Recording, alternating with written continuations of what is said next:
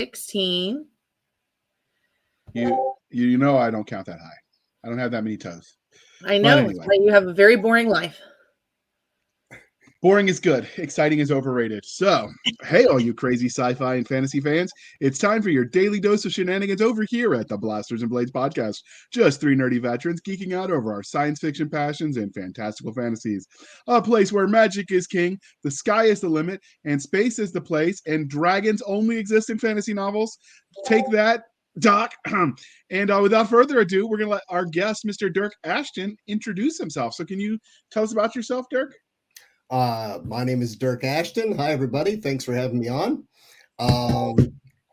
I wrote the Paternus trilogy, epic urban fantasy. Those are the only 3 books I have out. I have some short stories, but I worked in the film business for a while, lived in Los Angeles, and I teach film for my day job. That is exciting. That's so. Me. Do you have a favorite movie? Do you have a favorite movie when you teach film that you like to show? Oh boy, I show so many films.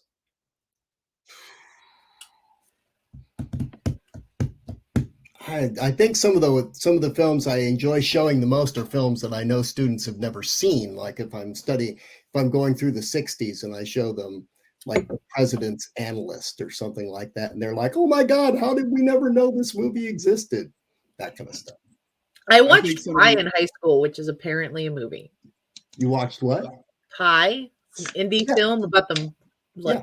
Mm-hmm. Yep. Not sure why, but our math teacher made us watch it. Interesting. A math movie. Interesting. Yeah, all I got out of that is geometry will drive you to maiming yourself with and the key to inner happiness is with a screwdriver to the head. Yep, pretty much. That's interesting. But this is not the Doc Cisca therapy hour, so we will move on. I actually liked a lot of the original black and white horror movies, so like Birds. The remake, when they rely so much on CGI and bad acting, not so good. But when they had to actually be dramatic, like and just all on acting, the original Birds, that was creepy.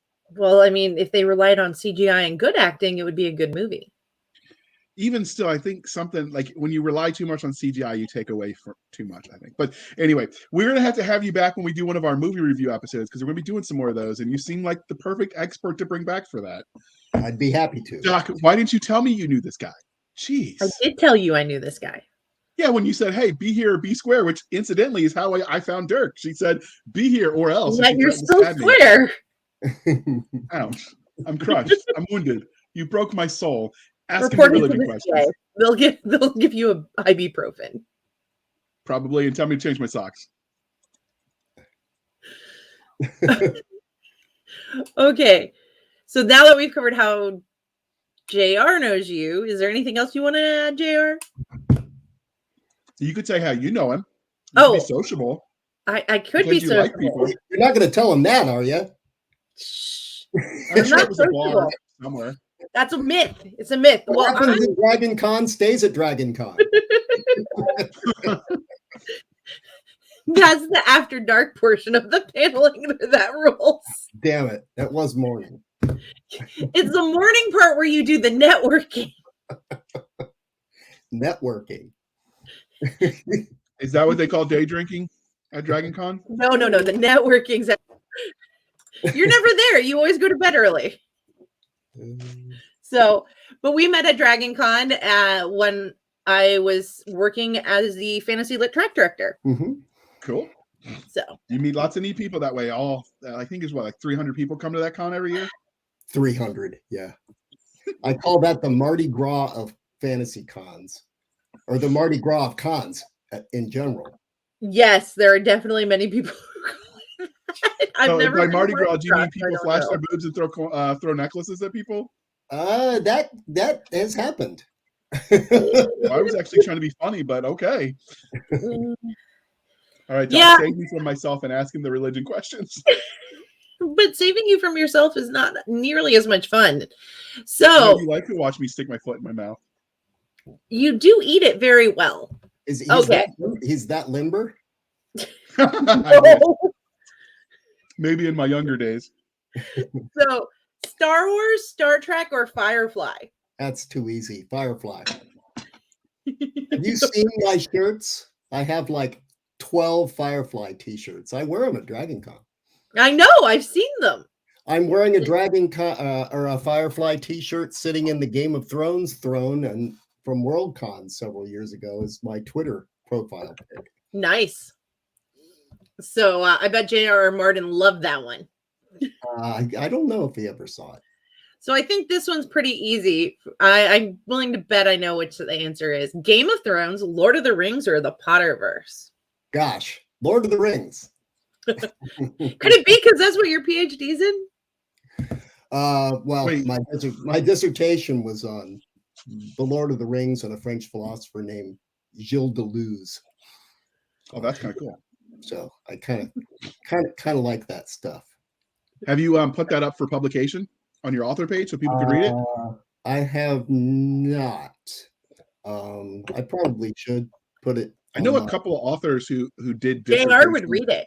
Yeah, There are a couple authors who made the transition from like their academic writing to professional, like to what you're doing now, and they still publish like their interesting publications. They'll put on their Amazon author page and wherever else. I should do that. Actually, Mihir Wanchu, he was at Dragon Con a couple of years ago. He'll be here. He runs Fantasy Book Critic. Oh wow. And he just asked me today if I would send him I delivered a paper at the Tolkien Society conference back in like 2007 in New Hampshire, and it was about Gollum and Nisha and Frodo, and he really wanted to read it. So I said, maybe it'll help you sleep. So I sent it to him today. So I guess some people are actually interested in that stuff. So I should get that up on the site. And in fact, I'm going to write that down right now on one of my handy little stickies. So when you went to this convention, the Tolkien thing, is that an academic symposium or is it like? It's both. There are fans there and there are academics there. Anybody who writes and publishes articles or books on the Lord of the Rings. There are J.R.R. Tolkien scholars at some universities, and or speculative fiction professors who specialize in writing about Tolkien. Speculative fiction and Tolkien stuff. So yeah, That's it's a real PhD. thing. Plus fans go, and sometimes they're allowed to deliver papers as well. So it's pretty interesting. That is cool. See, They take it very, very seriously. Maybe too seriously, but it's cool. As long as they're edit that happy, part out no? so you don't get hate mail. Yeah. Hey, as long as people are happy, follow your love. That's right. As long as it's happy and healthy. Whatever makes you happy. They don't do any cosplay at those things. Well, they got all their game. There's some amazing cosplays. They all wear jackets and ties. See, JR can never go then. Yeah, I couldn't get away looking like a grown-up. I couldn't get away with a Red Rising T-shirt at a Tolkien Society conference. Grown up is overrated, but anyway. Yeah. Did you wear pants at least? Sure. Well, that was back. That was a long time ago. When pants were in. You just pull it off the kilt, and if they say anything, tell them they're being discriminatory. That's right.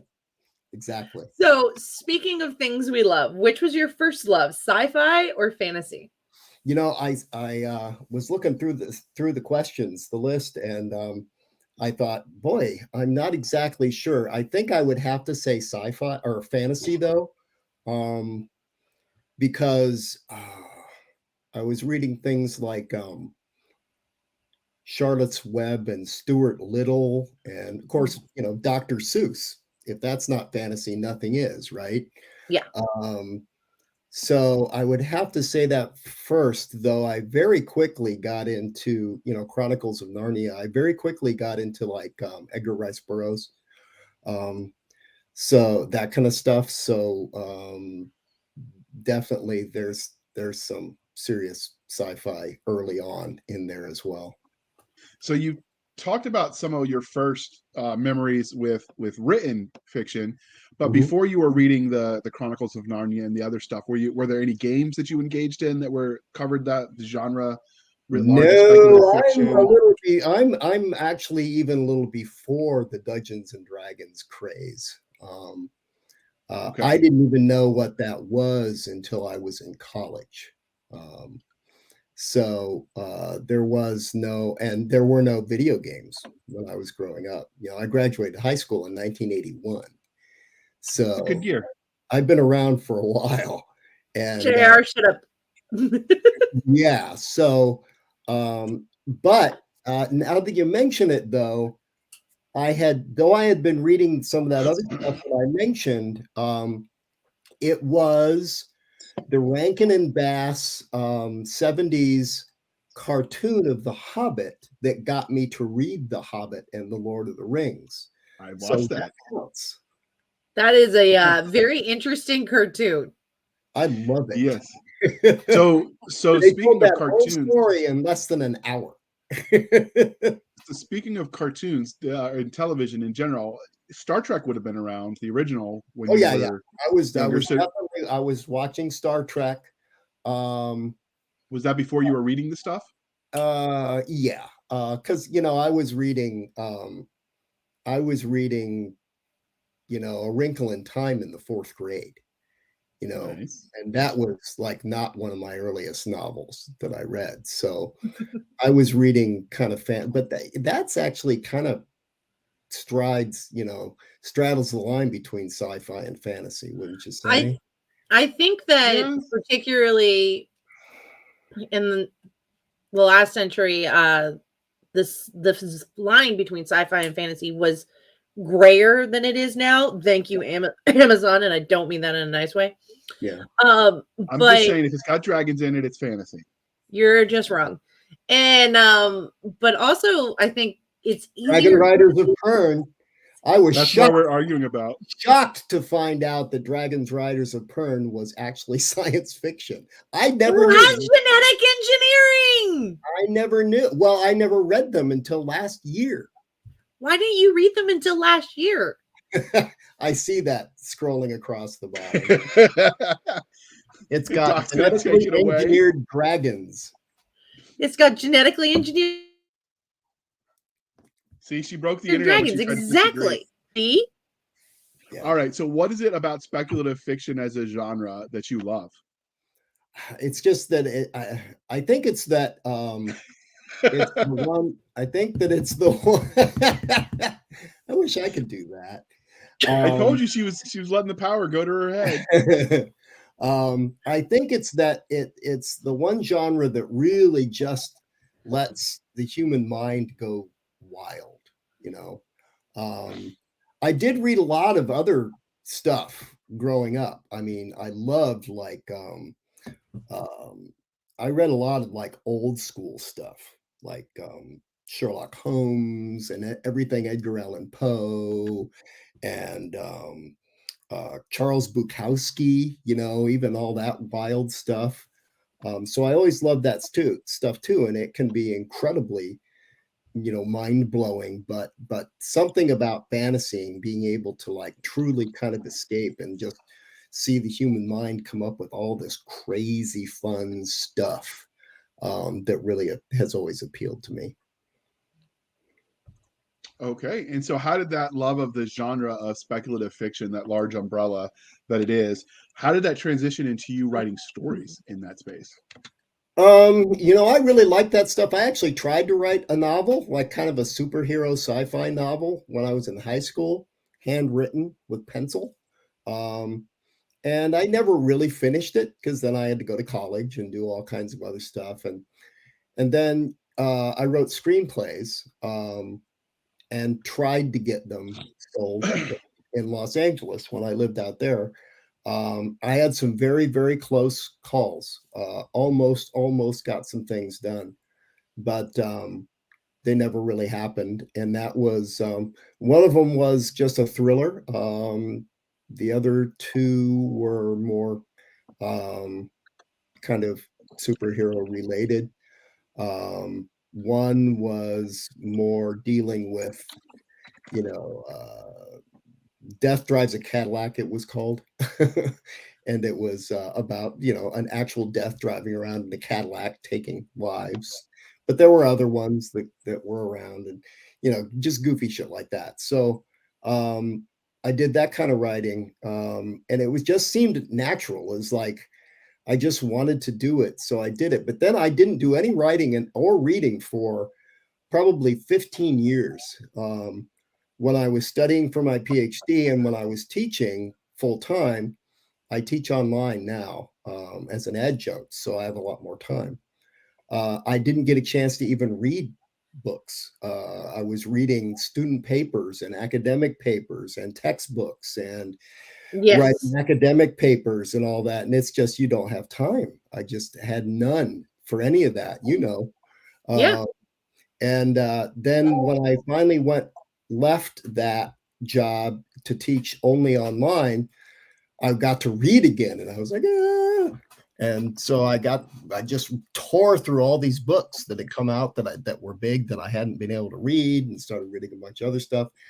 Then I was reading Game of Thrones, and I was reading the Immortal Nicholas Flamel, because I read like everything. I read teen, grade school. I've read the Nicholas Flamel stuff. It's really cute. I love those. Yeah. So he's a real neat guy. I've gotten to know him on Twitter too. He's very he read my books. He likes my books. Well, your books are very likable, which is part of why we have you here, because I absolutely loved his stuff. And I've gone through all of your books. Yeah, I always loved mythology. Right alongside all the reading I did as a kid and up through teenager and up through college, I was reading mythology too, because basically that's fantasy. Yeah. Gods and magic and power and crazy creatures and all kinds of other fun stuff. And I just really loved that stuff. And I always wanted to write things incorporating that. So I loved like Rick Riordan and The Lightning Thief, and I loved Michael Scott's Secrets of the Immortal Nicholas Flamel, and but there was nothing like that for adults. It was only halfway through. It was only after I had finished the first book that I even became aware of like American Gods, right? Yes, I still need to read that one. I know there have to be other books out there, but I just didn't know about them. And I really wanted to do this kind of story, but for grownups, right? So people have called it Lightning Thief for grownups. I can see that. Yeah. And because mine's much nastier, and people say bad words, and there's like people say bad words, people die, people have sexy talk, people just do what people do. So it was that's how I got started, to answer the question. That's kind of what led me into all that. I finally had time to start playing around with it and messing around with it when I left the full-time teaching gig. So. I feel that, because when I was in undergrad and then graduate school, I always told myself when I got done with school, I was going to read a book just because I wanted to read it, not because it was assigned. Yeah. And some of those primary sources are interesting. Those people were like snarky in their comments, but some of it was just very dry. Right. And so that was the hardest part of recovery when I got hurt overseas, was I couldn't read for a while until the e-reader, and I could magnify the hell out of the pages on bad days. Right. But yeah, you don't realize how much you miss it until you can't. Right. Because there's always tomorrow, right? Like, I'll read it tomorrow. And, inevitably you get busy with life. Yep. So I read now, I read every night, even if it's only for 20, 30 minutes. I read every night. But I'm a very slow reader. You'd think I'd be through a lot more books, but I read maybe 12 a year, 10 to 12, sometimes 15 a year. That's it. I can understand that. I love audiobooks for that reason. See, how many books do you read a year, Doc? My brain wanders off too easily. I can do it if I'm stuck in a car, but I generally don't have long drives longer than like 10 minutes. So don't make me jealous. I live in Atlanta. Yeah. Yeah, I don't have 10 minutes to get half a mile. I don't have to commute anymore, but that also means I rarely leave the house. So, so Doc, how many do you read a year? Physical or read? We'll like include the audio. Oh, if you include audiobooks, probably about 50 to 60. Awesome. But most of those are 90% of that list is audiobook. Yeah. So I was so happy over Thanksgiving. For my birthday, I just sat and read a book all day. I track it with Thank you. It was fun. I track mine with Goodreads, and I'm up to about 75 a year is my average. That's awesome. So, but I mean, I wish I could do that. There are so many books that are on my shelves, and some of them are friends of mine, and I know that I might never ever get to read them. I buy way more books than I read. I buy way more books than I read, but I will also do things like Jay Boyce, who she sent me and we've interviewed. She sent me all of her book, a trilogy of her books, and I felt bad because I hadn't read them, so I bought them on audiobook when they were, and then plowed through them. And she's like, "Oh, you really did read them?" And I'm like, so, but I can't just sit and listen to an audiobook if I'm doing something like dishes, counting to 1,000 because my son has decided to be insane. Something like that. And then we'll get back on track to talking to Dyrk about Dyrk, but we're having a fun nerd out, so I think the listeners will go with it too. But the only thing that irks me about they don't have a choice, so they're hostages. That's right. So the one thing that irks me a little bit about some books, they don't always as easily convert to audio format. So like if they don't have now we're having Bob speak and you have a little header that says we're switching. If they don't have that, a lot of times the distinction when they switch scenes is a pause. And with my brain damage, that doesn't always register. So sometimes I'm like, wait a minute, we were just talking about Bob. Why is he suddenly a girl? And so sometimes it can be a little jarring. I think I've had some of those, and I think we were at Dragon Con and somebody said that they actually realized that was happening for some of their listeners, and they started writing differently to incorporate that. I remember specifically a couple of authors talking about how they did he said, she said kind of stuff. I had an English teacher who hated that, so I got out of that by like 8th grade. Yeah. Because I had her 3 hours a day. So there's a ways to get around that that's not as onerous as everyone would have you believe. It is true that when you're reading, you sort of gloss over that and you don't tend to see it. It blurs. But when they're reading it to you and you have him saying, Bob said, John said, every fourth word, it gets a little tedious. I get that. But I'm talking more about transitions. There are ways to do it without using it at all. Some authors are really, really good at it. Generally, I just try to keep things real simple and only use it when it's important that they know who's actually talking. Yeah, I think there was somebody who I was talking to who was either a writer or a narrator, and they said they actually went through and rewrote passages for the audiobook just to make sure to clarify some of those things. Mm-hmm. So, I believe that. Or they use very distinctly different voices. Yeah, well, it does clarify a little bit. Go ahead. No, I was just going to say audiobooks and reading books are different things. They are different things. One's not better than the other, but they are different. So, if you listen to a book, you didn't read the book. It could actually be a little bit different, but you didn't. If you read the book, you haven't listened to the book. So they are different things. I think one of my favorite memes is somebody who goes, an audiobook listener knows how it's pronounced, but a reader knows how it's spelt. Yeah.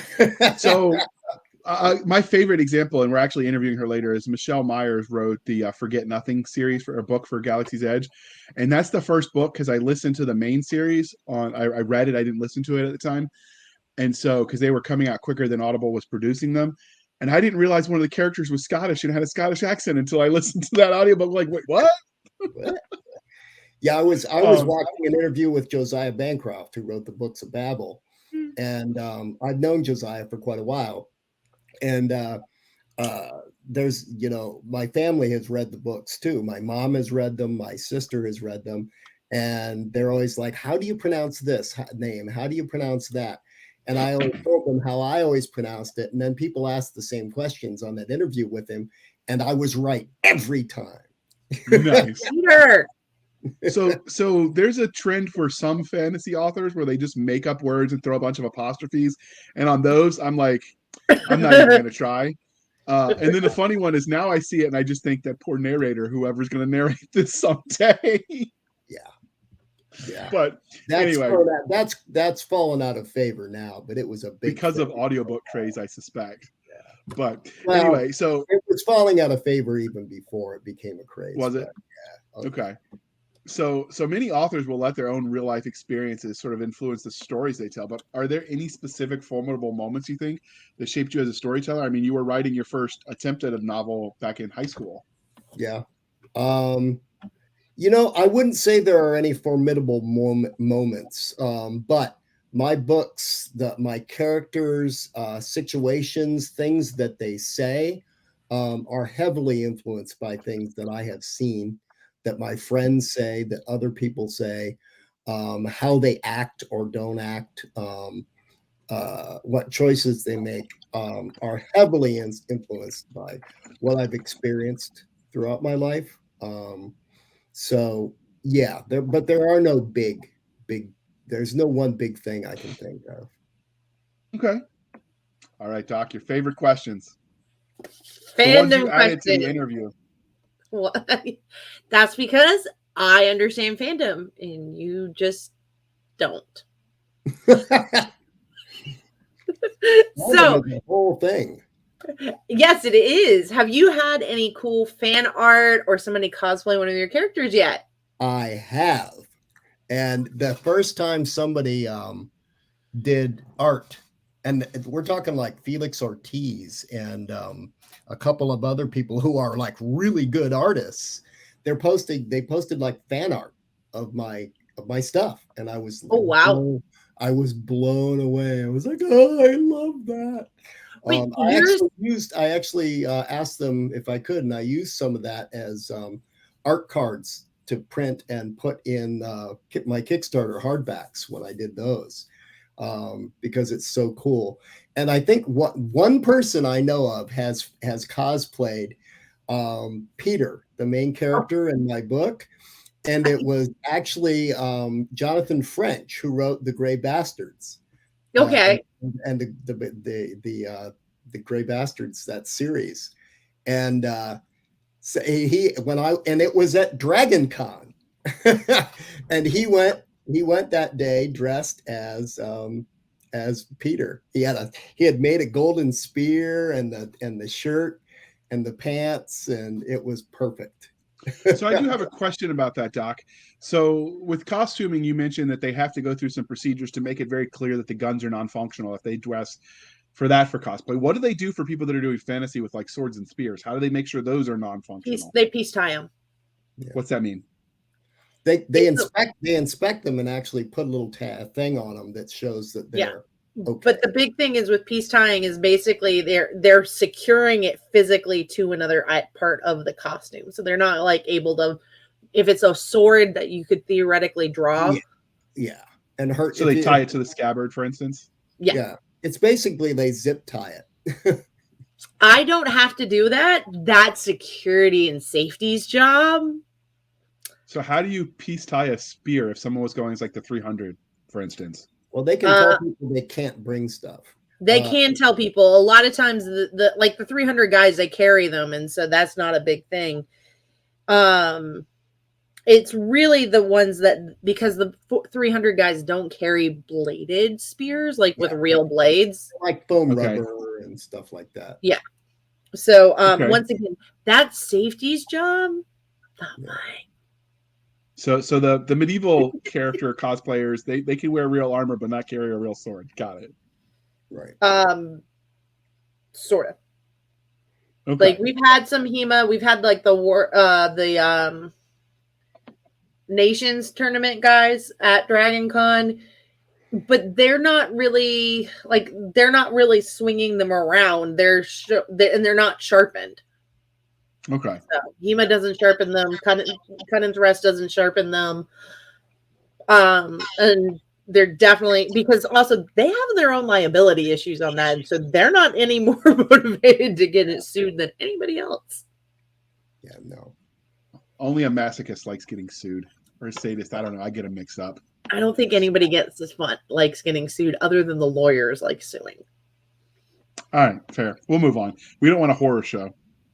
That was another episode. Yeah. So, has anybody asked you for your autograph? Yes. Okay. Actually, yeah. I mean, people come up at conventions. It's really cool when people do that.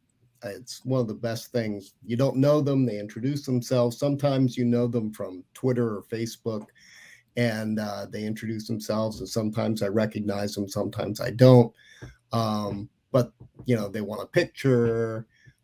They want the book autographed. That's always really, really cool. People will email me out of the blue or contact me out of the blue, and I get contacted on Goodreads, Twitter, Messenger, email, people asking for signed books, and I try to do it every time I can. So that's pretty cool. And but nobody random on the street has ever walked up to me. That's okay. There's still room for that to happen, but first you have to leave the house. Right. Yeah.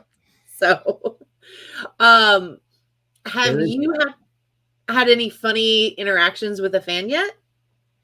I don't have any fun stories about that. It's always just been like good, fun, regular stuff. No like crazies, no stalking, no. That's good. No, like sign my breasts. Nothing, nothing like that. So that's good though, but you've had good positive interactions, and that's always great to have, because that definitely keeps you wanting to come out and do stuff. It is awesome.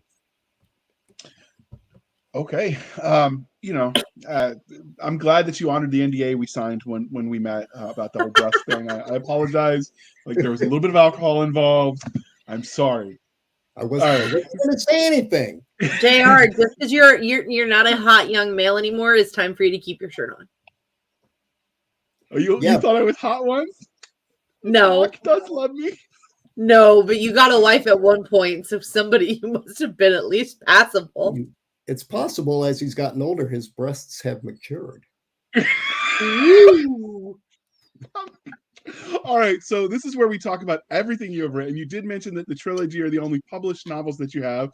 You have written a dissertation, which we talked about, and you said a passel of short stories. So can you tell us about some of those short stories you've written? Well, this ties into another question that you have, I believe, which is find the one about is there anything I had to cut out? Yes. Okay. Okay. Wow, he read the questions before the show. Like, he really read them. All right, well, then we'll skip this question and you can answer it then. Okay. So we don't mess with the flow too much. I'll answer them both at the same time. Okay. Ooh. So while all of those short stories that you didn't talk about yet sound fascinating, today we're going to talk about Paternus, Rise of the Gods, the first book in the Paternus trilogy. So where did you get the premise for this universe? How'd you come up with it? Was it psychedelics, the Ouija board, overindulging in, I don't know, bad academic coffee in the teacher's lounge? I'm assuming they had teacher's lounges at college. Yes. I was never cool enough to get invited to those. All right, Doc? No, actually, they did not. Not at University of Toledo where I was working. No. Okay. No. So how'd you come up with the premise for this universe? Boy.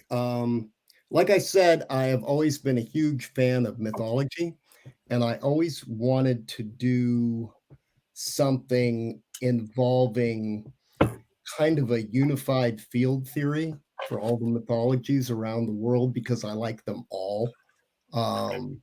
And of course, I started with Norse and Greek and that kind of stuff, but then expanded into like Irish and Mesoamerican and then Native American and Hindu from India, Chinese and Japanese mythologies and folk tales and folklore. They're all very closely related and from all over the world. And I always thought, wouldn't it be fun to try to like pull this all together? These things are real. We'll place the story in our real world today, but these things do exist and always have, and there are still some left.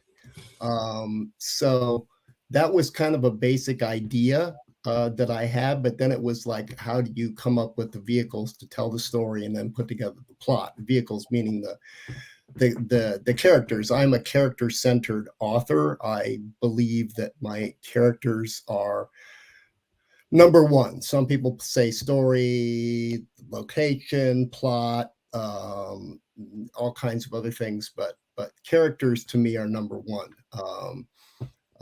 I've read some great stories where I just wasn't interested or didn't like the characters. I think you have to care about the characters in one way or another. So that's what I needed to come up with. But then I also had to find these like real characters out of real mythologies, and then bring them to life in a modern day setting, right? What would they be like? How they're so freaking old, right? What would they really be like? And some would be different. Some would have handled it differently than others. Most of them are gone, but there are still enough around that I could write a story about it. I kind of made it that way, but that's basically what I wanted to do with it. I'm not sure if that answered the question at all, but he is a college professor. I do tend to ramble. I mean, we've had guests that were also college professors that rambled longer, so we'll call this a win and move on. Okay. Doc knows who I'm talking about. I love my friends. They are fun people. So before we dig in, we're going to take a moment to look at this cover. You showed the book a little bit when you brought it up, but let's bring it up on the big screen. So where did the story behind this art come from? Because that's a pretty amazing looking image. That's not the original cover. When the book first came out in May of 2016, it had a really cool cover, but people thought it looked too YA and said things like it was, it didn't really put across the story, the type of book that it really was very well. So about a year after it came out, even though I got really lucky and was in like the top 10 of that self-published fantasy blog off that Mark Lawrence runs with all the bloggers, and ended up placing third behind Jonathan French and Phil Tucker, who Cisca you've also met briefly at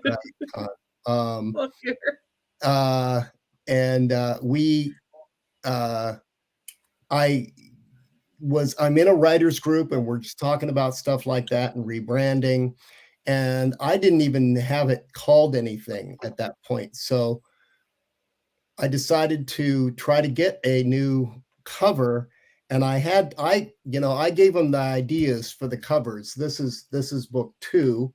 It's a similar sort of thing with a big creature and then a dude with flaming swords. It's a giant snake with arms and scimitars and a guy with flaming swords. And then the same artist did all 3 of these. Then there's this one, book 3, which is, of course, another giant. Oh, that's awesome. Yeah. And the same artist, John Anthony Di Giovanni, did all 3. And I told him basically kind of what I was looking for, and then he just brought them to life. And those are big books, I found him. He wasn't really doing covers at that time, except that he had done a cover for Michael R. Fletcher's book, Ghosts of Tomorrow. And I was like, wow, that guy is freaking good. So I messaged Mike and said, dude, who did that? And it turns out he's kind of semi-related to this guy, young guy, who was interested in getting to do book covers. So he gave me his email. I contacted him. He's like, heck yeah. So we did this cover, and then he started doing more, and then he did these other 2 covers. And of course, his prices kept going up, but he gave me a nice legacy price. Yeah, because I was one of his first, actually, I think only his second cover that he'd done. And now he's he's doing the illustrations for the Subterranean Press special editions of Joe Abercrombie's latest series, right? Oh, wow. Yeah, he's gotten really huge. So I love to see that. I really love to see that. But it was great working with him. He's just such a super guy to work with and just amazingly talented. And he would give me a few different ideas that he had, and I'm like, oh, it's that one. And if I had any ideas, he was just like, okay, let's try it. And I told him with this one, I want like that blue ice, from like the Arctic, and I want it to maybe be snowing, but I want an orange moon, and here's some pictures of green snakes. And he's like, oh, that color palette, I don't think I've ever worked with anything like that. And very distinctive color palette. I'm so glad you pushed me to do that, because it came out, really, really nicely. Yeah, it's a super distinctive color palette. So yeah, it's eye-catching. So, and I keep the moon in all of them. It's even on this one though, it's red up in the back. Yep. So it's hard. We're gonna pretend I can see all those colors and move on. He can't see those colors. He's dumb. Wait, what? She's just say yes. No, right. I would never do that. No, not at all. So yeah, that's the story of the art. And I'll tell you what, as soon as I did that, and I also wasn't sure what genre this was. Honestly, I didn't know a lot about those things, so I never called it urban fantasy. But as soon as I started calling it urban fantasy and put these covers up, called it the Paternus trilogy, changed the name of this one from just Paternus to Paternus Rise of Gods, which is what it says on the inside of the book. And then did Rise of Gods, Wrath of Gods, and War of Gods. But as soon as I put this covered up and just admitted to myself, okay, this meets that, and it's urban fantasy, sales changed. I didn't make a fortune, but I went from selling 3 books a week to 30, which is pretty big jump. It's a big enough jump that you definitely found what works for you. The series has done better and better as it's gone along, and I got the audiobooks out. But it's I've been super lucky for a debut, for that being my debut book. But that made a huge difference, changing the art and working with Sean King from STK Creations did the font and the cover design, which I think had a lot to do with it too, because it looks really cool. It is definitely really snappy. There's enough. I like that you have the yellow at the top and the yellow at the bottom, because it brings your eye down so that you see both the title as well as the author's name, because sometimes the authors kind of hide their name, and that's kind of counterproductive in my mind. He's really good at what he does. Really good. So what would you say is your 30-second elevator pitch for this book? Or the series? You'd think after this many years, I'd have one that but I don't. Gods and monsters of myth and legends really did exist, and some still do. That's about it. You know what, though? That works really well. So, and you've talked some about it, but do you think there's anything that super stands out and makes your series special and unique? Was thinking about that, and I straddle the line sometimes dangerously between super tropey and corny, and like super serious. So a lot of it is just really familiar. There's the big battle between the big bad guys they all have to prepare for and then go fight this big battle. That's been done in every book. But I approached both the writing style and the prose and the story and how the characters develop. I tried to do it a little bit differently. There's something about what I've done that has, a ton of people love it. But then I do have people that just plain hate it. So which tropes do you think you really either hit the best or you just had complete fun changing up?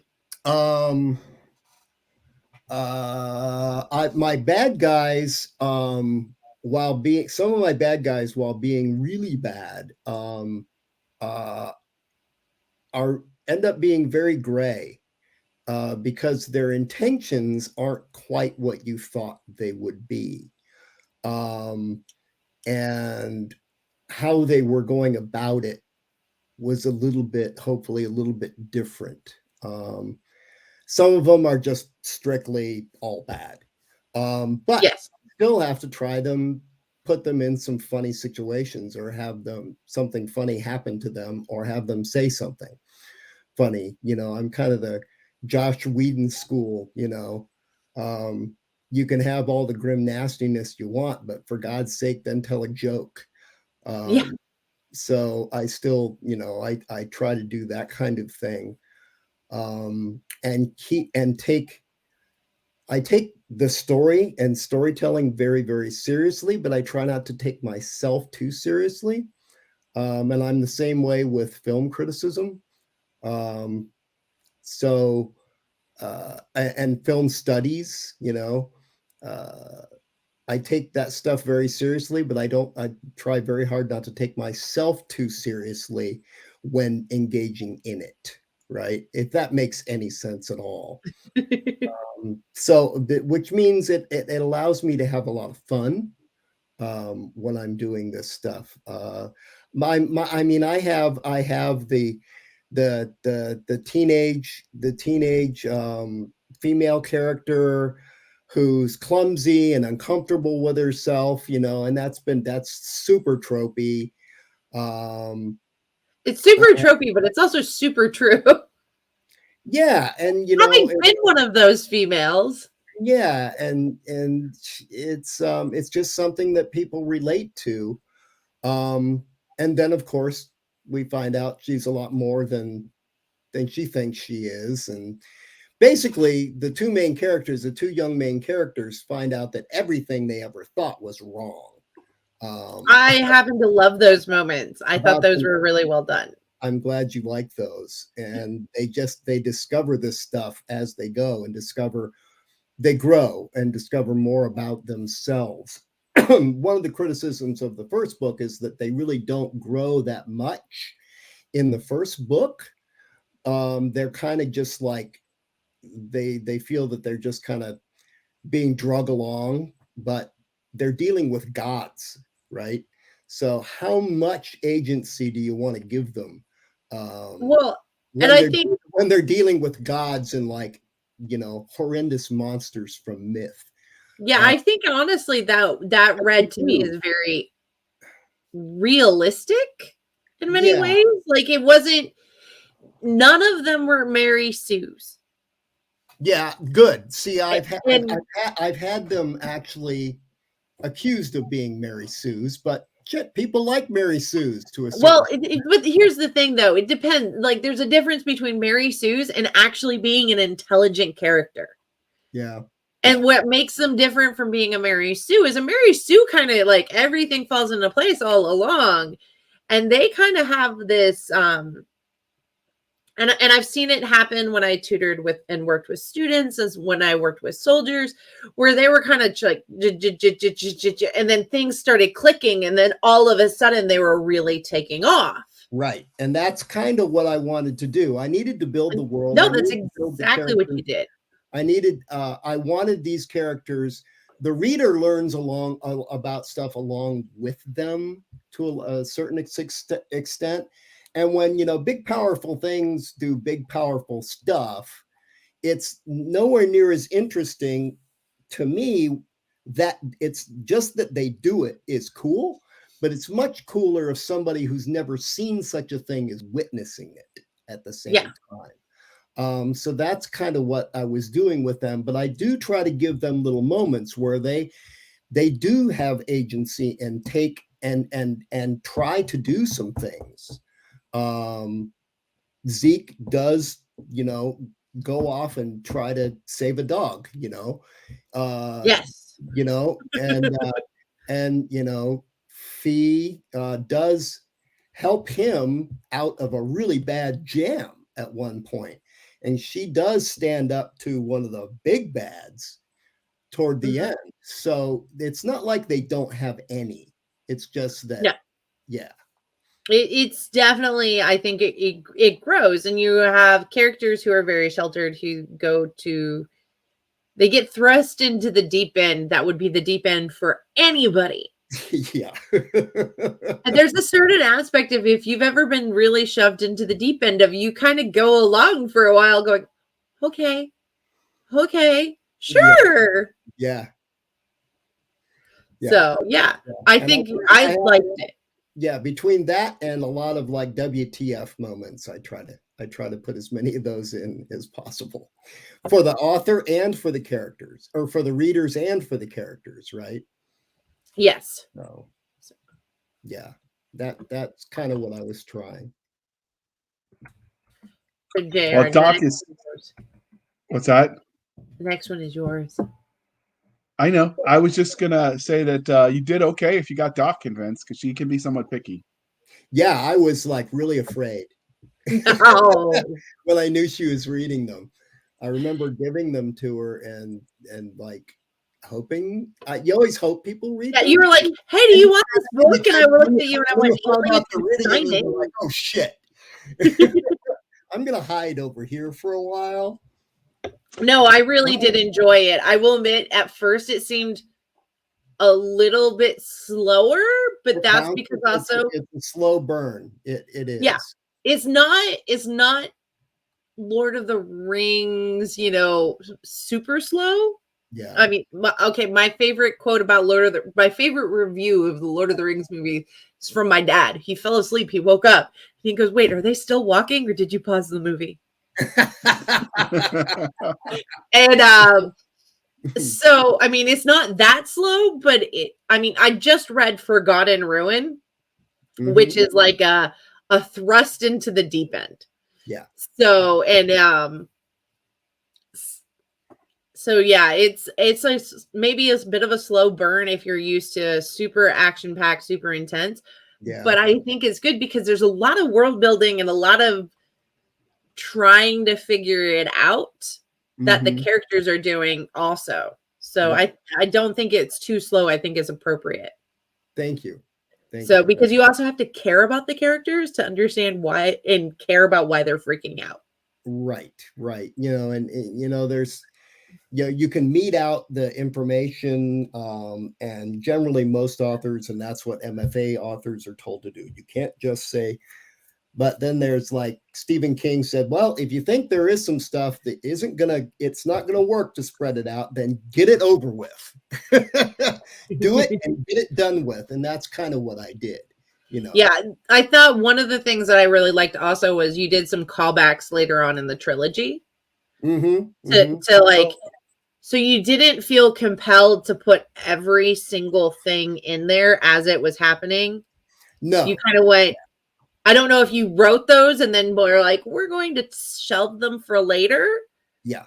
I mean, no, I had notes. So I knew what I'd want to come back to. But there are times when you're writing where you're like, well, shit, should I tell this now or should I tell this later? Is this the wrong time to reveal this? Yeah. And a lot of that comes in the rewrite. When you go back through, you're like, okay, I need to move that over here. And then you did that a lot with Zeke and Bad Zeke, which was really fun. Oh, good. I'm glad pairing. you like that. So. I'm so happy you liked them. I did. I thought they were great. Thank you. And are you done with your nerd hour, Doc? Do you need a few more moments? JR, it's okay. One day when you grow up, you'll understand. All right. So this is the part where you tell us a little bit about the main character. What do you think makes them special in the crowded field of speculative fiction? Who would you say is the main character, Cisca? Is there one? Because this is really an ensemble piece. It is an ensemble piece, but I really think Fee and Zeke. It's Fee, and then Zeke, it would be the close second.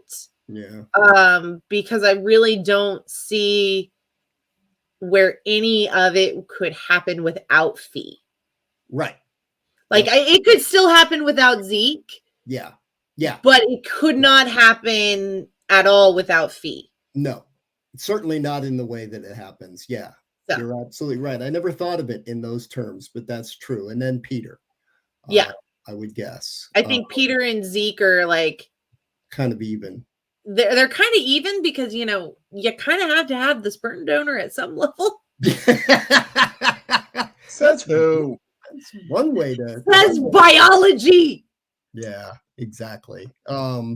So, yeah, Fee, it really appealed to me, the idea of, and it's, again, there's the tropey young woman who is uncomfortable with herself and has had kind of a tough childhood and suffered a lot of loss, with the loss of her father leaving and the death of her mother when she was young and living with an older uncle who's from another culture. But luckily, what I liked is you didn't make it so that it was all the bad. Does that make sense? Yeah.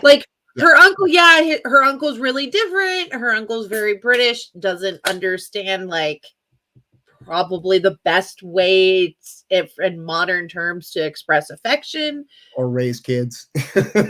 Yeah. But at the same time, he's doing the best he can and he's doing things and he's like, but that's just what family does. Of course I bring you breakfast in bed on Sunday. Why wouldn't I? Which she's nervous about. And then when he says he won't do it anymore, if that's what she wants, she's like, oh shit. What have I done now? I will say that having been, and I identified with a lot. And then there's one point she's like, why did you stop hugging me? Or brushing my hair, and he's like, because you were old enough to do it. And I thought it was weird at that point. I'm sorry if it bothered you, because I dealt with that as a female. There becomes a time as a woman, as as a young female, our bodies change. Yeah. And I'm like, why am I getting less hugs from my dad? And and it's not anything, it's just a growth thing. And I thought that was a lot of people don't talk about either. But I thought it was great that you did it. It was one of the first books, and I've read a lot of female lead books. Yeah. Where that actually cut in a lot of growing up females. And it's really one of the first ones that really dealt with some of that, as your body changes and as you mature as a female, your dynamic with your male parental figure can change. Yeah. In a healthy way. And I'm the oldest of 5 kids, and we're all only 8 years apart. And my mom was 20 when I was born. It's the old-fashioned family, the way things used to be done. And I have 2 sisters, one who's only a year younger and one who's 4 years younger, or 3.5 years younger. And so I grew up with them, and I have a lot of female friends, and I always did, even growing up. I think a lot of my best friends until I was in 3rd or 4th grade were girls, so it's, I saw a lot of that kind of thing, and those are kind of poignancies in life that I kind of hung on to, I guess, and they just kind of came out in the writing somehow. Like, oh, here's a place I could put this. But I thought it was really well done. I really liked Fee. I thought she was super realistic for a fantasy novel. Yeah, no, that's fun. I really like. Minus the dragons, right? No, there are dragons. There are dragons. You said it was very realistic, and I'm like, yeah, minus the dragons. No, she's realistic. She's not a dragon. She's realistic. Like, I could see a female responding like her. This lady back here, she can also turn into a dragon. Doc, I was saying, you said she's realistic. I was making a joke. It's realistic except for the dragons. Ah, yes. When I have to explain the joke, you ruin it, Doc. You ruin it.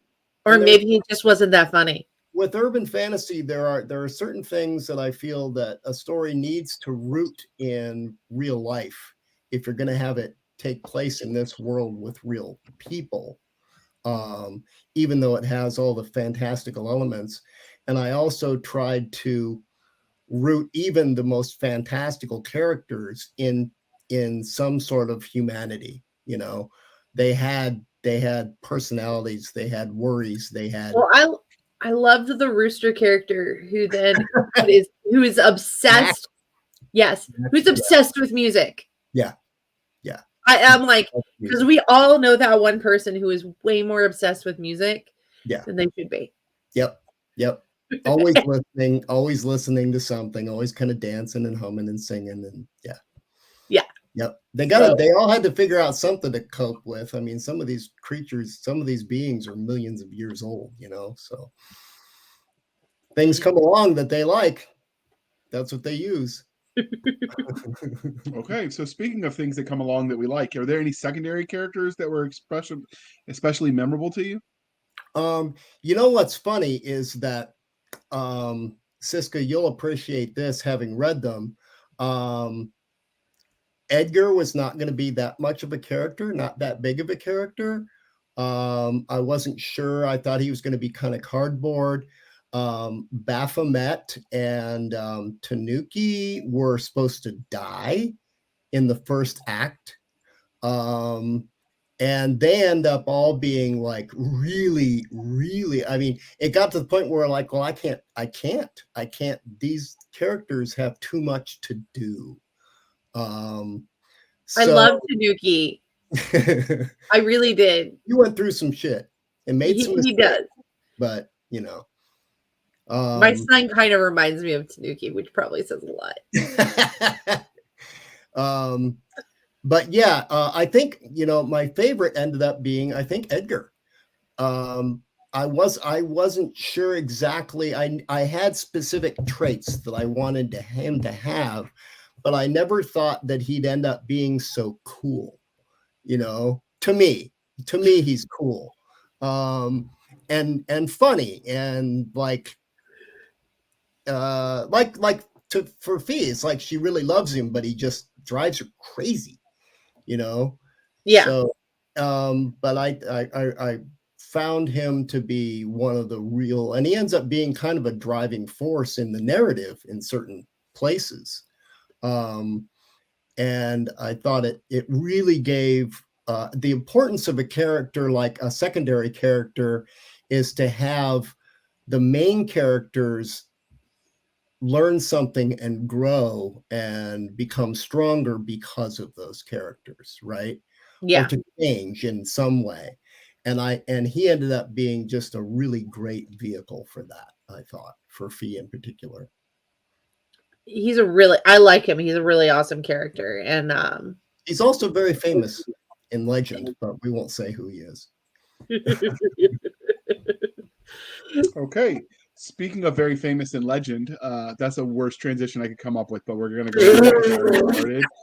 But so what about the bad guys in this book? Obviously, no spoilers, but what can you tell us about the bad guys? They're pretty bad. Some of them are just plain nasty bad. But they still say some pretty funny shit, even like Mask of Fool. says some funny stuff, you know, and like a main big bad. And the way I mean, you know, progression fantasy, it's a new thing. They call it progression fantasy. Well, that's been it's set up in steps with certain kind of progression and the way it's written. So yeah, it's a different, but the fact of introducing characters who grow stronger, and suddenly you have this character, and it's like nobody's going to be able to beat that character, and then bam, you have somebody who can totally kick their ass, and then bam, somebody who can totally kick their ass, and then bam, somebody can totally kick their ass, right? So nobody is truly safe in the book. Even the main character, one of the main characters, who is basically unkillable and as old as the world itself, still has emotions. He can be hurt, right? So there are ways that characters who can't be beaten physically can still be beaten. So the bad guys, like I said, I tried to make them more gray. Some of them are just plain bad. Max is just a plain bad asshole. Claren is pretty bad, yet he has his moments of kind of funny shit when other people like don't show him the respect he thinks he deserves. You know, even the main big bad, the boss, has some odd moments that normally a bad, you know, a truly black and white bad guy character wouldn't have. I mean, there are a lot of characters in these books. It's definitely a guys and a lot of good guys. So. And a lot of guys who surprise you by the end of the book. Yeah. By the end of the trilogy, which for me, I read so much that when I'm sitting there going, "Oh, I like that. That was a good surprise." That's a really good thing. That's I'm honored then, because it's really hard, because when you're writing it, you know what's going to happen. You know the surprise, so it's really hard to tell if it is a surprise or a real plot twist.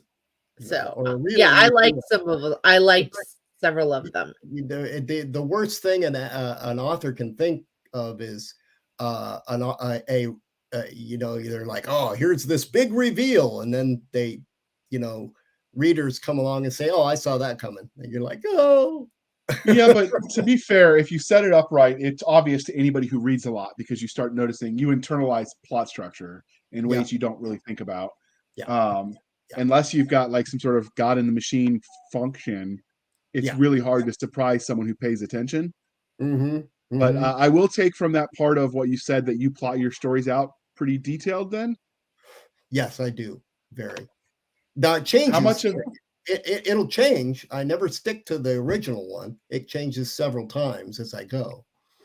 But, so how much do you think of that as a function of just you as a creative person, and how much of that is because of the detailed nature with you pulling in so many legends and myth from various cultures? It's just required to keep it straight. It's definitely in my nature, though I have read some very, very complicated books by people I know who were pantsing. I know who pantsed, because I found out later when I talked to them. And I'm just like, how in the fuck do you keep that all in your head? How do you remember that stuff? And I can't. So I have to have hundreds of pages of notes and tables and columns and outlines. Otherwise, I simply can't keep it all. My brain is not that big. I'm not that bright. So I have to write that stuff mostly as a crutch, but I actually enjoy outlining too. So, and research. Okay. So speaking of crutches, that'll make sense in a second. So if you met your characters in a back alley and they knew everything that you as the creator of this universe had put them through, how do you see that faring? You got a chance in hell of coming out alive? All of them? Or one at a time, whatever. Like one or two. Cisca knows what I'm talking about. Okay, how about the ones who are alive at the end of the trilogy? Because we already know the dead ones hate you and they got nothing left to lose. They were mad. I mean, I put them through some shit. So any one of them could just take me out like that by the end. At the beginning, I could probably take a couple of them. But do you think they'd want to kill you? There's not a single character in there I could take. Not one. Do you think like Fee and Zeke would want to kill you? I think Fee and Zeke may have become wise enough at that point that they might not want to kill me. Because I did, I took care of them a little bit. But I did put them through some hell. There are some characters that would just like snuff me out. Like that. Yeah, no, there's one or two that you'd be glad to be snuffed out. Yeah. Yeah, that's true. So on a scale of 0 to Lovecraft, how horrific were your evil bads? Evil dads? Bads. Like the baddie. The big bad guy. Yeah, just as bad. Probably right up there with Cthulhu. Yeah, I think you definitely borrowed from Cthulhu at one point. Yeah, there's I mean, inspiration there. There's some deep ancient evil lore there. Some of them are pretty bad. They're certainly a little more Avengers-like bad guys than Cthulhu, but they have a much deeper and older history. Okay. All right, Doc. Next question's on you. If you could stop giggling. No. So did you use character archetypes in creating this story? Yes. And which one was your favorite archetype? To a certain extent, I kind of had to, right? Because drawing from Campbell's writings on myth and, lots of studies on myth and just reading myth, it's archetypal. That's what it is. Yes. What's your favorite archetype? Is this like that favorite character thing you asked me about, JR? Yeah, the character type. So yeah, when we talked pre-show, in case you forgot, you were talking about the wise old mentor. Yeah, I like the mentor characters. JR likes asking about having us ask about archetypes because he thinks it makes him sound smart. Yeah, well, it's a fancy word. It's actually pronounced archetypey. Never gonna say it that way. Potato. Actually, you know what? That's funny you said that, because in this book, I have the Edgar character who's British say potato as potato, and Fee makes fun of it. And then I found out that tomato and tomato is a real thing, but British say potato as potato. It's the same. It's exactly the same as the way we say it. So I actually went back in. That's the joy of self-publishing, right? I went back in and fixed that. So they changed it from potato to tomato?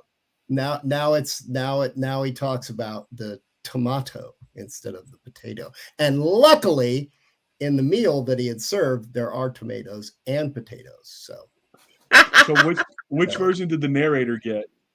The tomato. Nice.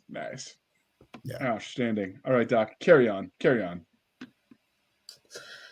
The mentor character. That's what I was going to say. I like the wise old mentor character, the person they have to go to, or the person they rely on the most, who may end up dying, may not. I love those characters.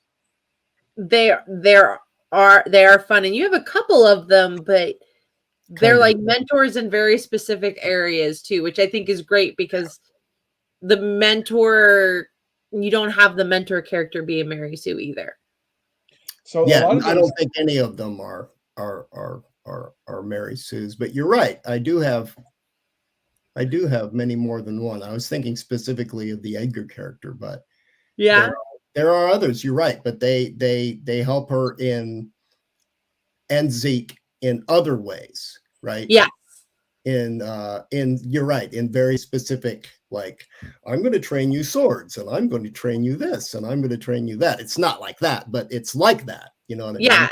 Yeah. So I loved it. It was good. What? Most of those characters, the mentor characters, are stand-in because for whatever reason in fantasy they like to kill the parents as the opening act. Mm-hmm. Yeah. So I can't respond to that. Mine are already dead and gone. They've been gone for a while. So, you know, in books like this, the world is as much of a character as the protagonist. So, can you give the readers a bit of what to expect? I mean, you definitely pull. Okay. I don't think there is a single culture you didn't pull from when I was reading it. There might be some. I mean, I'm sure there are plenty. But I mean, there are thousands and thousands of cultures, so there might be, but you definitely hit the biggest. Not even some of the biggest, but you hit a lot. Yeah, I mean, and I love. I forgot to mention that how much I love African mythology, but to say African mythology is like ridiculous because it's there are so many cultures. Africa is a very amazing variety of peoples and cultures and stories and ideas, and it's very textured. Very, very textured. It's like South America, you know, only even probably maybe more so. Because it doesn't have that one overall Spanish influence, you know. Except Brazil, Portugal, which, you know, Portugal, France, same. Yeah, Portuguese and Spanish right now are cursing my name. How dare you? I won't tell Sarah. They're right next to each other. It's like saying German, and Norse. You know, they're pretty darn close in ancient culture. Well, definitely, it's like saying German and Gauls. Yeah. JR, even I know some history. Yeah. I'm impressed. Hell just froze over, but I'm impressed. So now when you start talking about the Goths and the Visigoths, then we'll talk. I actually do understand what you're talking about. So there. Yeah. Those are in one of my those get talked about in one of my short stories. See, JR, the difference is I wanted a degree that could get me a job. Yeah. You could get a job with a history degree. You could teach. You could work at Starbucks. Have you heard my vocabulary? You could go to law school. Yeah. I think I've named all of the degree possibilities or job opportunities. Yep. Or you could go into the military and take a commission. Yep. You do that. There you go. That's your career prospectus. And now all the history professors all over America are going to be cursing me and sending me hate mail if they listen. I can't wait. We're going to make Terry Maggart listen to this because he's a history professor and an author. Nice. And then, so is he going to write the history, like the hate mail for me or what? Terry's so sweet. He wouldn't write the hate mail for you. Okay. He'd just make his students do it. He would never do that. So if we're going to do that, though, we've got to get a voice narrator to come on and read those in the movie trailer voice guy thing going on. That would be pretty funny. So we'll make But anyway. Oh, well, Nick would actually have to show up and he'd have to be let loose from his Damn, JR, you're on a roll tonight. Well, it's not his fault his job keeps calling him back. I don't blame him. He's got to like keep democracy safe or something. So Paternus, Rise of the Gods is clearly part of a series. I know because it says so on Amazon, and you've told us by telling us it was a trilogy. So there's currently 3 books out in the series, but is their story done? Will there be more from these characters? Yes, actually, my plan when I finished these was to this third book almost killed me. It's like a third again longer than the second one, which is longer than the first. And but that's a requirement with epic fantasy that they get longer. Yeah, and I expected it to be about 180,000 words. It turned out to like 236. So that's a big jump. But even JR can do that math. Yeah. So basically, what he's telling you, Doc, is if you add the math and circumference and velocity and all that stuff that people do, you could turn his book into a weapon in a state of emergency. Like just whack him over the head with it. It is very Weber-esque thick. It's thick. I mean, it's not quite Brandon Sanderson level, but no. Well, 700,000 words. No thanks. And that's just the prologue. Yeah. So my plan was to write like 4 or 5 books 4 to 6 books in a much shorter series, 85 to 100,000 word things, more strict urban fantasy, wizard demon hunter type, but it takes place in the same world 20 years before. Prior. And in book 3, you met the main character and one of the other main characters. Oh, I know where you're going with that. That would be such So I introduced those, and it would be about 20 years prior to this story. And then I would like to do another trilogy that's maybe 15 years later. Now it'll take me the rest of my life to write those books because I don't. But meanwhile, I'm writing another trilogy for a small press, a really cool small press that's just a really great deal for me financially, and super, super fun to write, much easier than Paternus, which had a whole lot of moving parts and a whole lot of fun. And it's a progression fantasy. But are you able to talk about that more, or you gotta? Yeah. It's the working title is actually okay. I'll tell you, this is what it is, and I'll tell you what it is by how it came about. I'm in a writers group with a bunch of really fun other writers. There's only like 30 of us in there, but maybe 15 of us are really active. We get together once a year. Everybody that Cisca's met that I've been hanging out with is in that writers group. Davis, I was wondering about that. Davis and Bryce and Phil Tucker and those guys. And Jonathan French was in it for a while, but now he's like Trad Pub and he doesn't need us anymore. No, I'm just kidding. He's still great. We still talk to him all the time, see him all the time. We were joking about all the books that are making so much money, right?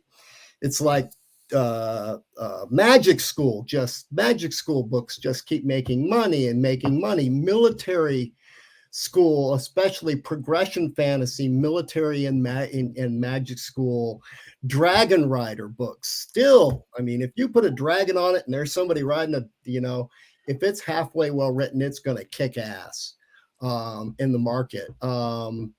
And the old trope of the farm boy, right, who gets plucked into an adventure and has to go and get stronger and do better and becomes king, Yeah. So those things are still really, really popular. So I was joking and I said, fuck it, guys, I'm gonna write a military magic school Dragon Rider Academy progression fantasy, except that in my book the main character and it's farm boy, except in my book the main character is going to ride a kraken, and I'm going to call it Kraken Rider Z. So that's what these books are. I was approached 4 days later. We were thinking about that idea that you threw out, and we'd really like you to do that. So that's what I'm doing. That's what I'm writing right now. You're gonna call it Kraken Riders of Kern? Change the letters around. Kern is an acronym. I will make you read the books. But it literally has all those things in it as main parts of it. So Kern is an acronym, JR. What is it? PERN. PERN is an acronym. I cannot remember. Yeah. I was 20 years ago I read the book. Did you just admit you're old? What? Doc? Okay. All right, we'll get back on track. I am like good wine. I am ageless. I mean, yeah. You've tried to stab me already twice before we came on air, so I'm just going to go with it and we'll move on. So, JR, I threatened to stab you as I'm drinking coffee. That's normal. Yeah, true. It's probably a good thing you live like 12 hours away. So we all know that every literary universe has its own internally consistent rules of science, technology, and or magic. So what sort of tech and magic? So you said that it's set in modern world, so we'll assume the tech is the same. But what sort of magic can we expect from these books? Well, it's, I'm kind of in between, though I tend to lean. There's like the Patrick Rothfuss magic system school, where it must be magic system and it must be, this laid out in a particular way. And there are others, that fall into that. And then there's the George R. R. Martin school that's fuck that, it's magic, right? You don't have to explain it. It doesn't have to have a system, So I kind of go between those two. So basically, the magic, the power is based on invocation by words, and ancient languages and ancient words have more power, and the more power the older the being, the more power they have, the more the words they say have. But what those do simply is invoke certain things that can manipulate the scientific material cosmos, right? So I play with not thermodynamics so much, but a little bit, but like quantum theory and string theory and stuff like that, right? And how things can be, and everything has like a consciousness. It's animism, basically. Everything is conscious, just more focused in higher conscious creatures. So you can actually almost program, and I'm getting into the tech here. There are weapons of various levels. The Astra weapons, and this comes from Hindu mythology, are the highest level. They were created by the most powerful, imbued with magic, but it's really every time somebody talks about magic, really, they just talk about it as a forgotten science. It's really just a science. But nobody either believes it anymore or would ever believe it, even if you explained it. So that's kind of what I've done with it. So there's a little bit of, it's magic, and there's a little bit of system as well. Okay. If that makes sense. It did. But yeah, there's by tech, there is tech. There's armor that can form and reform to a being's body as it changes. That's just impenetrable to anything other than like claws of an older beast. And there are swords and weapons that can do some pretty magical things, but it's somehow I explain it through various and sundry sciencey stuff to a certain extent, and had a lot of fun with that. So there is some kind of cool tech in there too.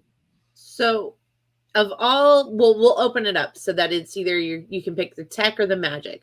What would you have for daily use if you could pick? I'd want like an Astra sword. Okay. So though Shudarshana would be pretty fun. The disc. Yes. The disc that will go after whoever you send it after. So how would you use it? Anything? Yes. So how would you abuse that item that you picked? How would I use that item? Yeah. Boy, I'd use it to chop down trees. One swing and it'd be done. Or I just send Shudarshana out to, take down a couple of trees and chop up all the logs. Well, there you go. Yeah. So that's a use and an abuse, I guess, especially. So, we do have fantastic creatures in your universe. You've already kind of hinted about that how did you go about creating them, though? Because they are some really fantastical creatures. They're all from mythology and folklore. So you just pulled them all straight from there? There's not a single, there's not that, well, okay, I kind of lied. I was going to say there's not a single one that is not taken out of a myth from somewhere around the world, or folklore, fairy tales even, that they all come from some culture and from various times and places around the world. I did take, I of course take some liberty with the description of them sometimes, and their behaviors a little bit, but I try to stay as true as I can and still make them interesting. There are some that I, like the turkey men shapeshifters. Mm-hmm. There are really those creatures, but I don't know that I don't know that in any real legend they actually turn into big turkey men and turkey women and kill people. So yeah, there are some I made up, but the name of that family of shapeshifters is real, is a real thing, and some of the other ones are more real. But all the rest of them, a lot of them are just kind of described as they are in the myths and act as they do in the myths. There are some characters that aren't really out of myth. There's no real character in mythology called Maskim Zul. It's a name that I put together of two Sumerian words, and based on that particular character. Maskim Zul might actually have been one, but Idimamula was not really one. There are plenty of hyena characters. Ghoul, the word ghoul is an old Arabic word that talks about eaters of the dead. It's been there's been a lot of research done. A lot of people have theories that comes from actual hyenas. So there is some stuff like that I did, but the rest of them all come out of myth. Like Typhon shows up, right, and he's described in myth in many different ways. But of course, I take some liberties. I stay true to some of them and take some liberties with others. But yeah, I didn't really make up a lot of that stuff. Mahisha, the buffalo demon. No, I gave him a character. I gave him a certain way of acting and doing things that may not have been described in the mythology, the Hindu mythology. But it's a character it's a buffalo demon from Hindu mythology. Cool. All right, that's kind of interesting. So, what was your? That's Mahisha right there on the cover of the first book. Did you have a favorite set of myths that you plundered? There are some that I used more than others. Hindu is way up there. Mahabharata, the Ramayana. Norse is way up there. Some are just barely mentioned, touched on, because it got to be too much. And I feel bad that I might have had to slight one group mythology than another, but it's all, I would say that those two are probably at the fore, I would guess. Okay. I definitely think you pull from a lot of pantheons. But yeah. I think the ones you pulled from are very appropriate. None of it felt forced. Good.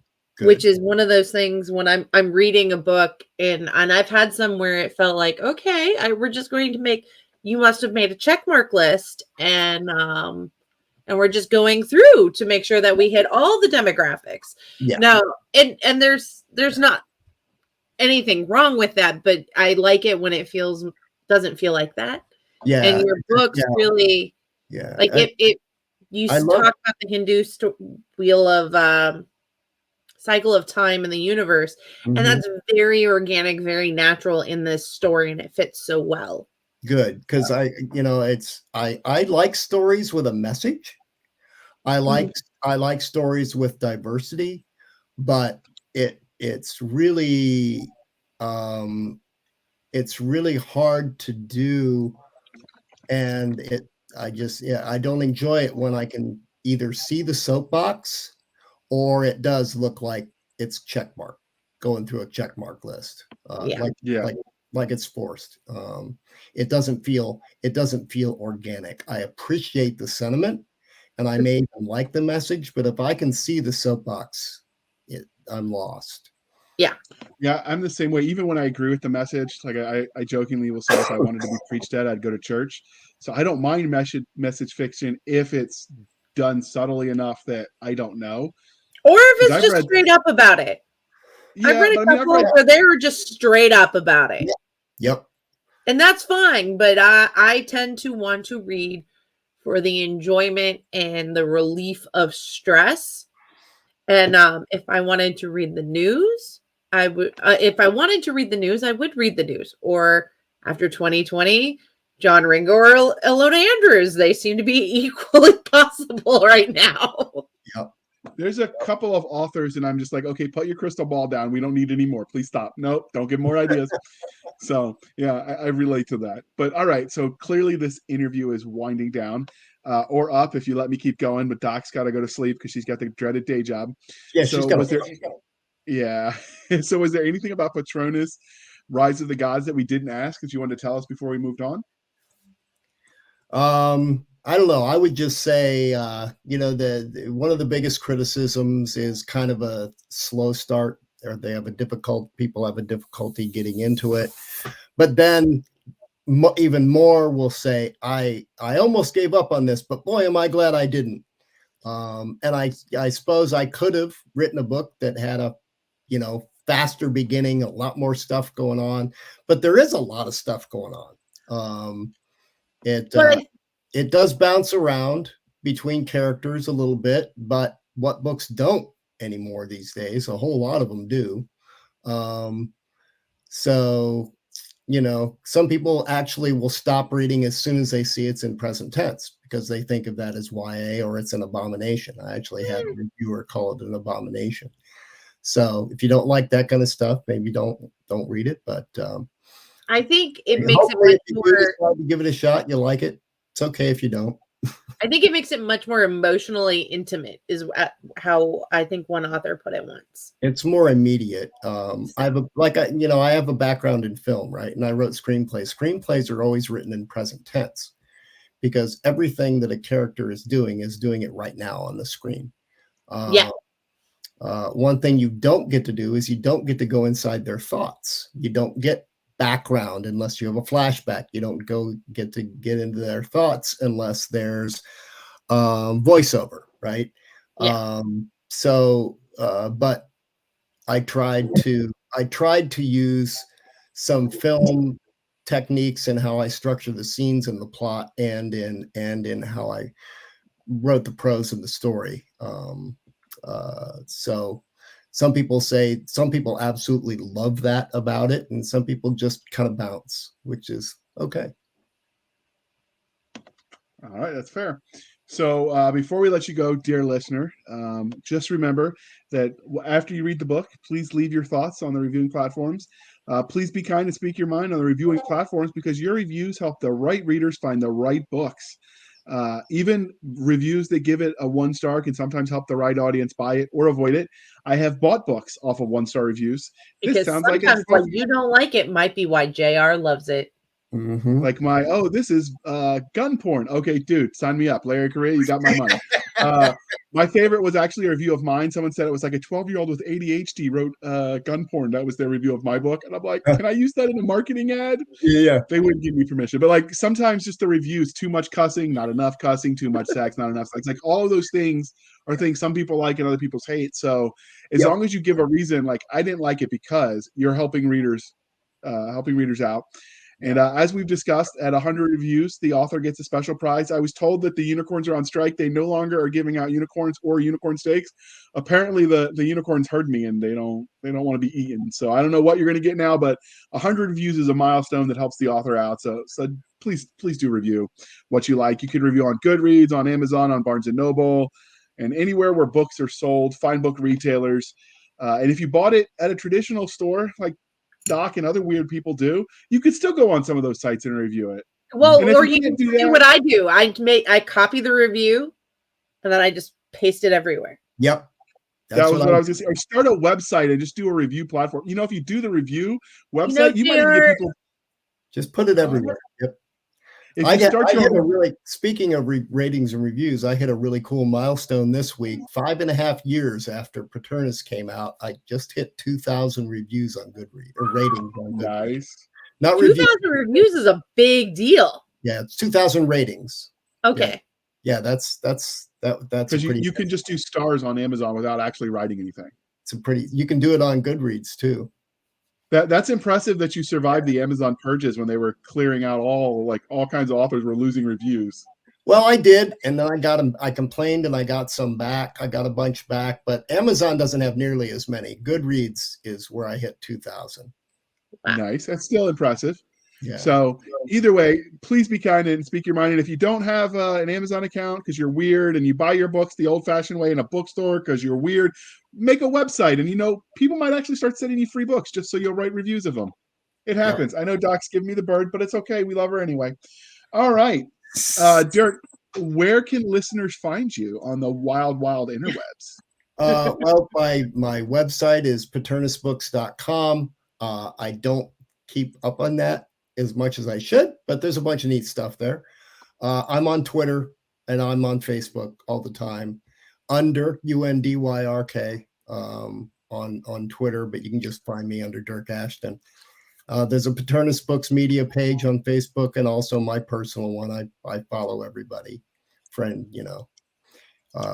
so you can find me on those two. And I'm on Instagram, also Dyrk Ashton or Undyrk there. And occasionally you'll find me lurking in Reddit Fantasy.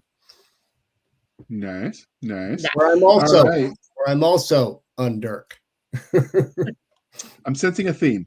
Yeah. So you can find us on our Twitter at twitter.com/SF_fantasy_show, Sierra Foxtrot _fantasy_show. You can email the show at blastersandbladespodcast@gmail.com. Again, blastersandbladespodcast@gmail.com. You can send all hate mail to Cisca at blastersandbladespodcast.com.